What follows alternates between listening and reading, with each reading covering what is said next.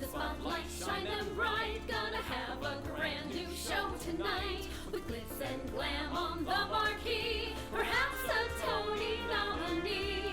Stars beam brightly, see them glow, sell out nightly, SRO. It's time to applaud the Broadway beat. Stars beam brightly, see them glow, in the footlights of a show.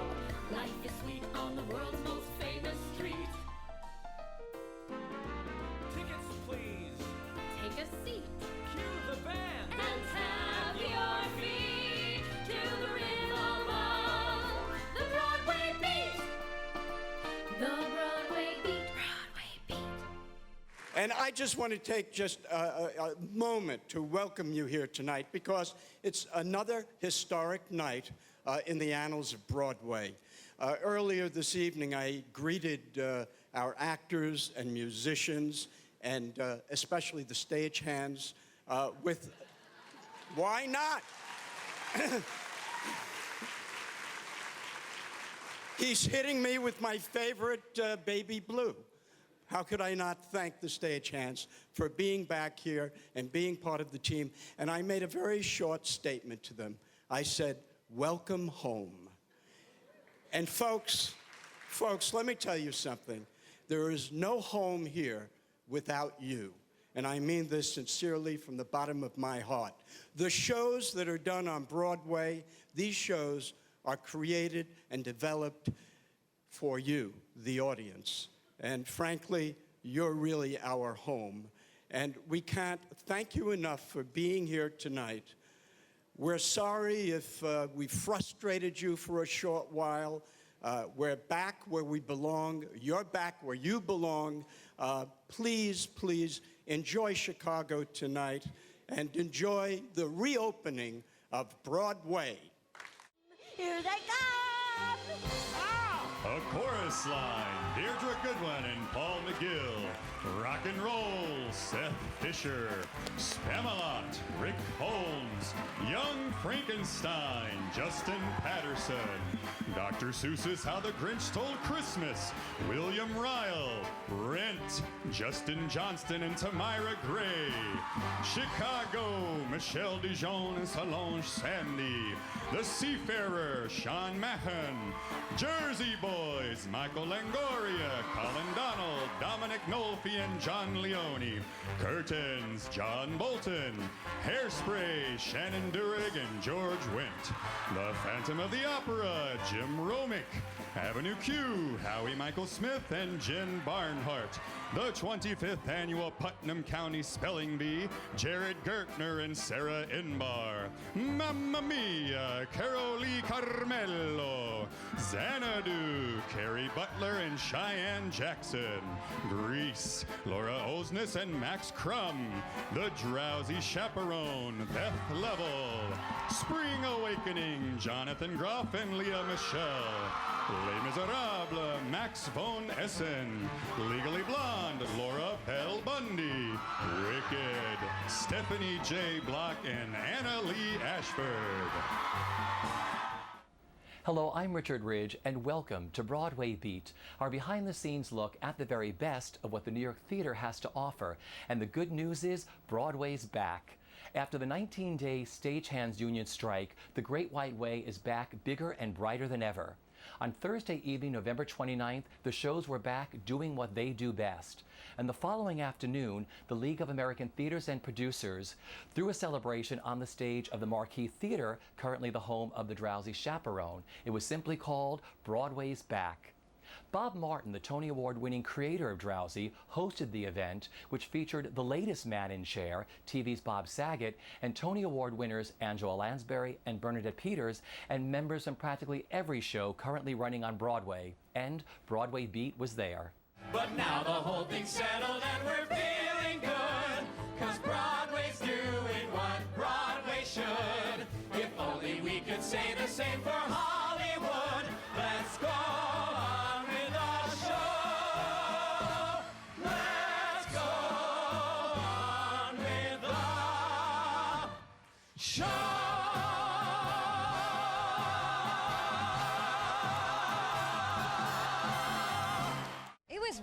exciting. I mean, Angela Lansbury and Bernadette Peters, you don't get more like theater royalty than that. It was really exciting backstage. We all just felt so like, oh my God, it felt like opening night or something. It was awesome. It was great.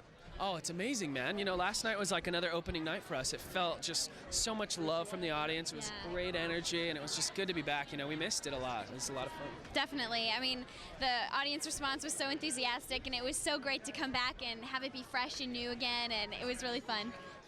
Well, it was amazing. It was kind of, well, I had to actually think about, I had to sort of run the show in my head because I was afraid that I was going to forget my lines. And the reality was that it's sort of in my muscle memory, and when I thought about it too much, then I stumbled over a line, but it was pretty overwhelming. I was really excited to walk back into the theater, and it was a great feeling, and to see everybody again. Everybody was really excited to be there. Really fun, you know. Yeah, and the cool thing is, we should have worn our outfits from the show. Because this is pretty much how we. It's a little awkward now. This is us in life. Yeah, it's everyday life. A couple of days ago, and I heard music coming from here, and I like it very much. And I was wondering if I could borrow your Gypsy record album. You can't just come over to someone's apartment and ask to borrow their Gypsy without specifying which one.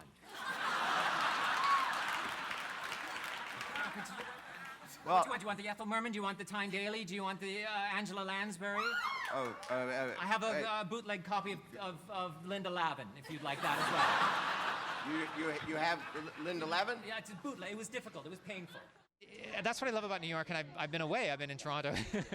And there's such an energy and an appreciation of theater here. And to just feel the cheering in the room when the whole thing started today, and hearing it last night, it's just magical. It's like no other city in the world is like this. So. Well, welcome to Broadway. Is this something you'd like to do again? Yes, tonight. and yes, for the rest of my life, if they'll have me. It felt wonderful. We were so lucky to be able to stay open, but we could definitely feel the way the rest of the community felt, and it's just so nice to have everybody back.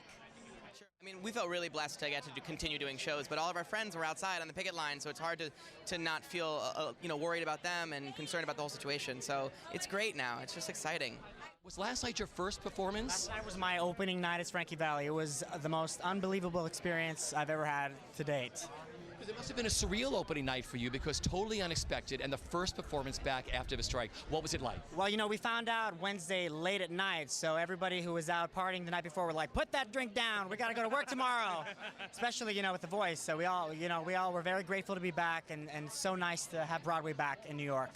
No, it was thrilling. We were so happy to be back. We met at the line in the theater 8 times a week, and we checked in, and you saw your theater, you could see your community out on the streets, and it was just this hunger to get back on stage.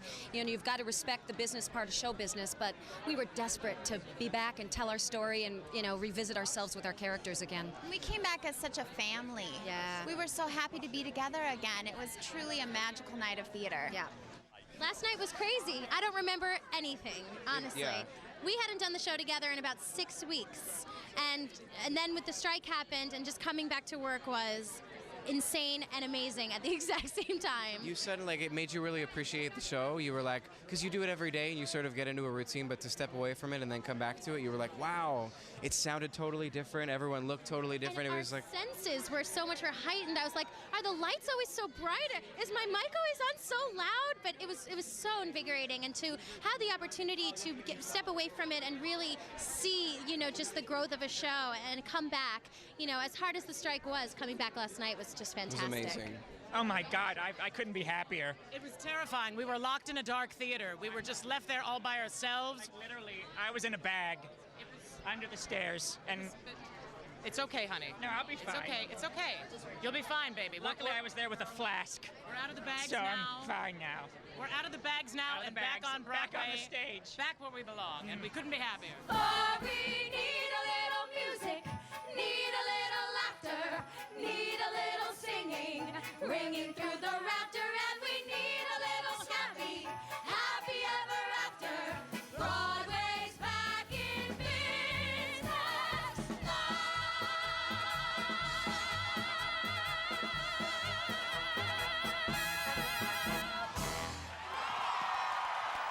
This week we'll also have a look at 2 new Broadway plays. We'll drop by the opening night celebration for Aaron Sorkin's The Farnsworth Invention, which has taken up residence at the Music Box Theater. It stars Hank Azaria and is directed by Tony Award winner Des McAnuff. But we start things off at the first day of rehearsal for the new David Mamet play, November, which will open at the Ethel Barrymore Theater on January 19th. It stars Tony Award winner Nathan Lane as incumbent U.S. President Charles Smith just a few days before a major presidential election. It co-stars Laurie Metcalf and Dylan Baker.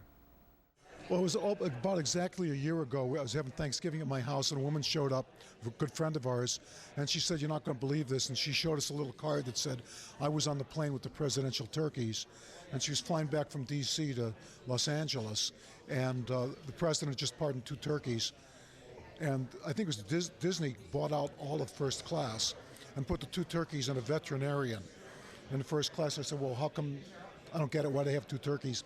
And they said, last year one of them almost died, and the president has been pardoning a turkey for the last 60 years.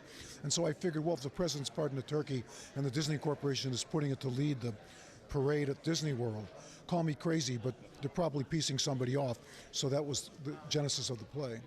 I get to stand there and listen to Nathan Lane talk. I mean, and they're going to pay me for this. So it's pretty great. Nathan is the President of the United States, and I'm basically his chief of staff. I'm the guy that sort of knows how everything works, so that Nathan's character has not a clue about how anything works in the government. So without me, I think he would be, he wouldn't have a clue.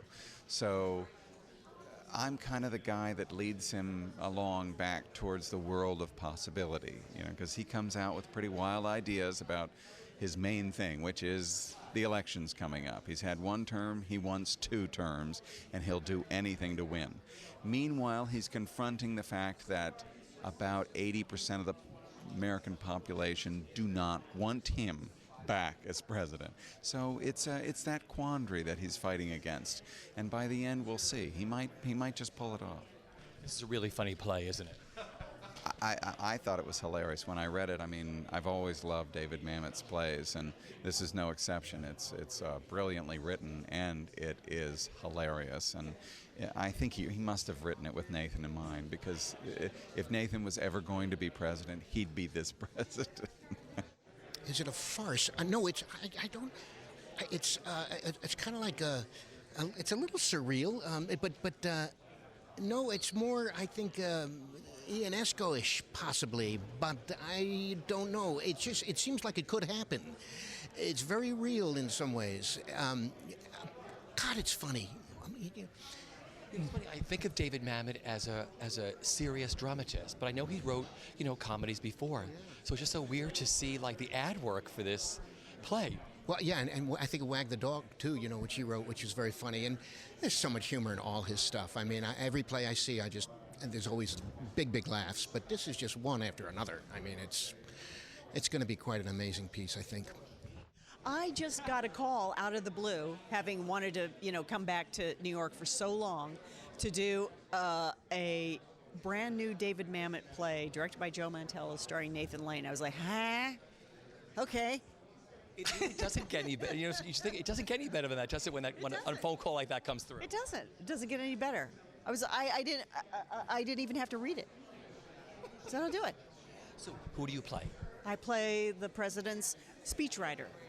Yes, and he needs me desperately to help sway the public, who he's not done a terribly good job for, to re-elect him. Because Dylan says Nathan's character as the president has no clue, but he wants another term. Yes, exactly. No clue. Wants another term. He's not exactly clueless. He's just he's careless, thoughtless, and has no. He just wants to. He just doesn't want to leave. That's the whole thing. He doesn't really care what else about anything except not wanting to leave. Sounds like somebody we know already. Yeah, it's very timely. So, where does this fit in the David Mamet canon? I mean, when I first heard about this play, I was like, you look at the ad work, I said, what a wackadoo premise. I think it's a fabulous premise. It's so now. Where does it fit into his canon? Because you know his work. It's a fabulous premise and so timely. I think it's got its own little niche in what he's supremely interested in right now. This is it. I mean, it is.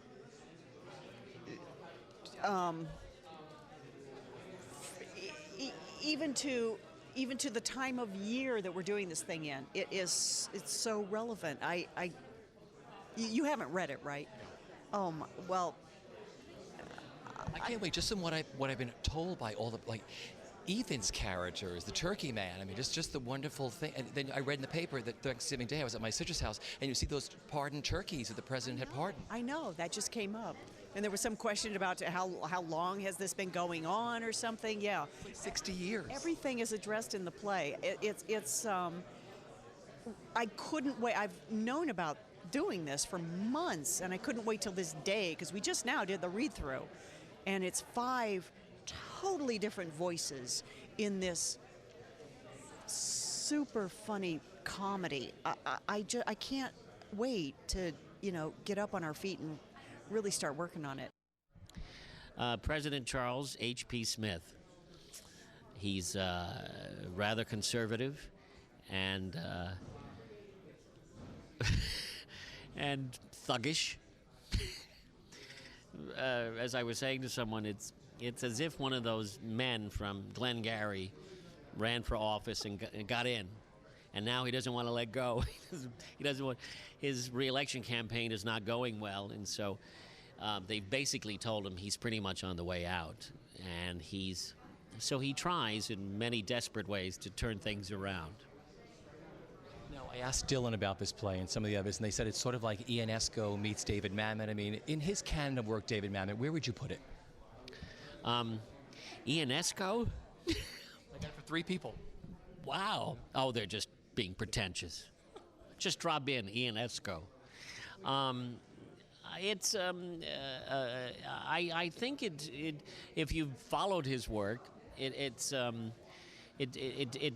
falls naturally in there. It certainly is I think an out and out comedy, and yet it has something to say, and I think it's not about any specific administration.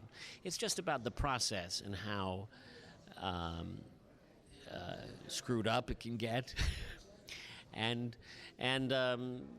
but I mean, it's like any other play. It's about the relationships and how they communicate with one another and what they say and what they don't say. And I think it is also very moving. I find it very moving at the end of this play, what happens. There's many things happen.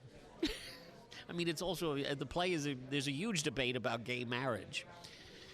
It's very pro-gay marriage, ultimately, even though the president isn't exactly for it, but I think it will surprise people, and it's wildly funny and entertaining.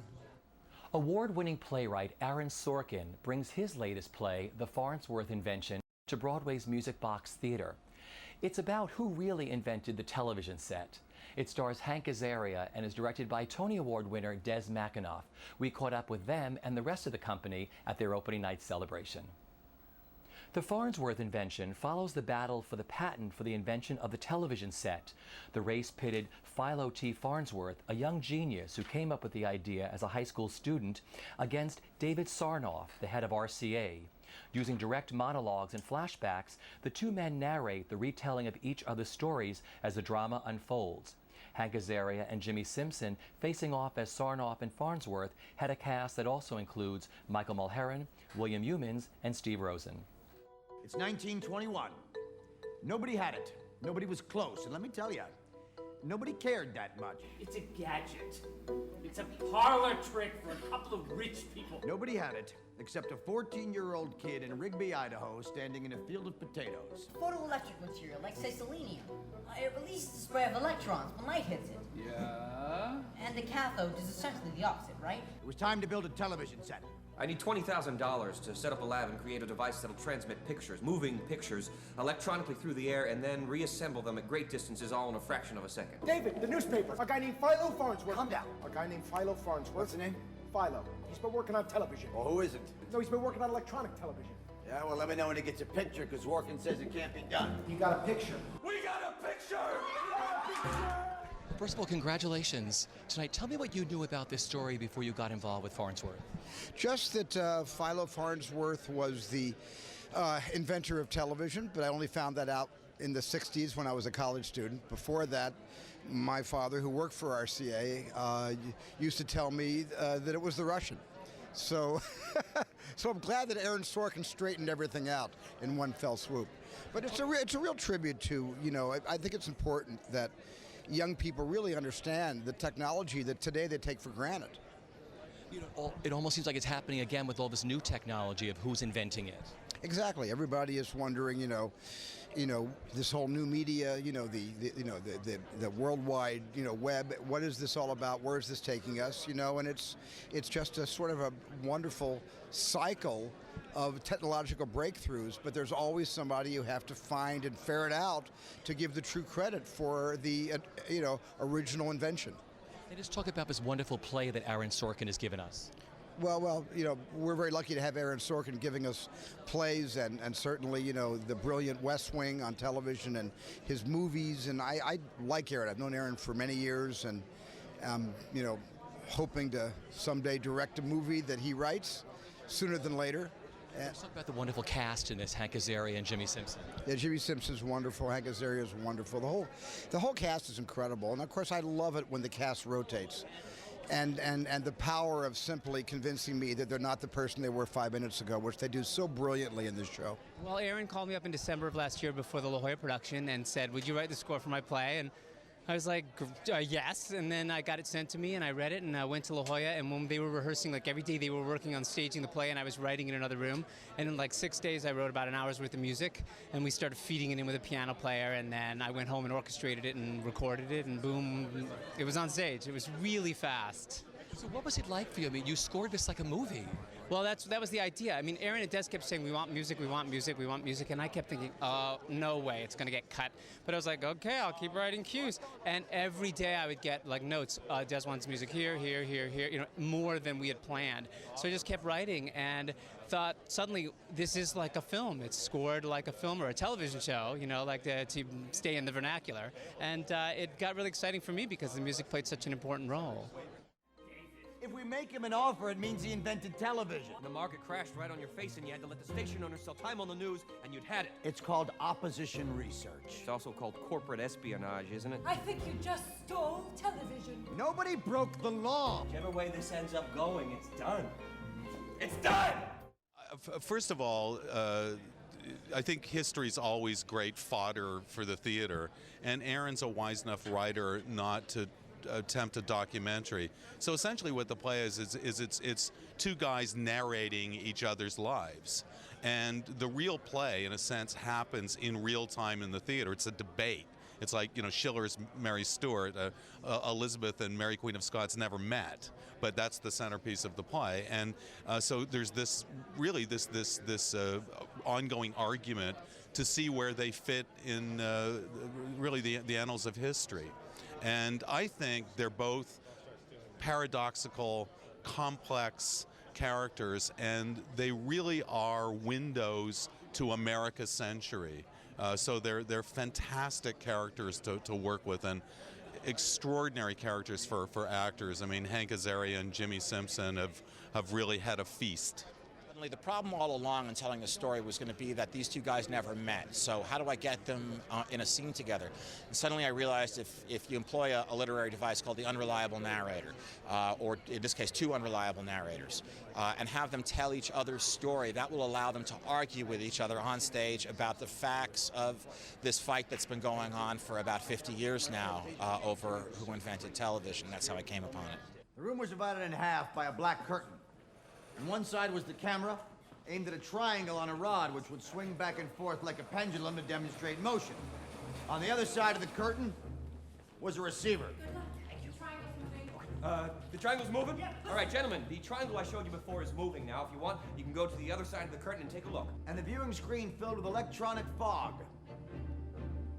Nothing. Nothing but the electronic fog and a cloudy, wavy line running up the middle. Did you leave a cigarette burning in the ashtray on the drafting table? Did you leave a cigarette burning in the ashtray?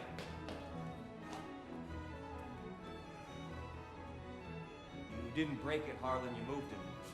That's the smoke. What? That's the smoke! Hang on. It is. Oh my God! It is! Cliffy! We got a picture! We got a picture!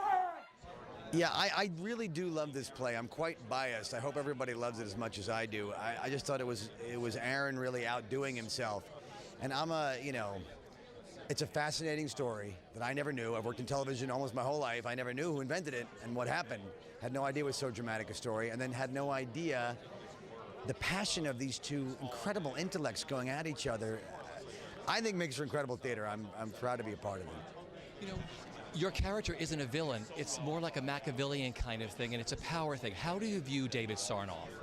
You know, exactly as you just said, he did what he had to do. He says it right away in the play. The ends do justify the means. The man who believed that the good he wanted to do, he was going to do what he had to do to make that happen. And some people got stepped on along the way, but he thought it was worth it. And that's what Aaron really, Aaron says that when he started writing it, it was more obviously a story about how Farnsworth was screwed out of TV, but he got more and more fascinated with Sarnoff as he wrote, and how complicated and misunderstood this guy is. I didn't know anything really about him besides the few references Aaron had made to him in his other work. For instance, Sports Night. He had referenced Cliff, actually, and Cliff Gardner. And so it was all new material, new information. I read a bunch of books written about Philo. I read Pem's book that she wrote, which was great, and I read a couple other Sarnoff books, and then I did a little scientific research, figuring out what the hell I was talking about, and that's about it. You know, it's really all on the page. Aaron is such a brilliant writer. I mean, sometimes people look further to find a character, but they're so beautifully written, aren't they? Specifically, you are. It's like Shakespeare. It's there on the page. Be true to the text, and you'll be true to the intention of the writer. He knows what he's doing. You can't even, I'd never even think of questioning or trying to make more out of something that's not there. Trying to milk. It's all there. It's all there, and so you just want to kind of be faithful to it. I'm David Sarnoff. Philo Farnsworth.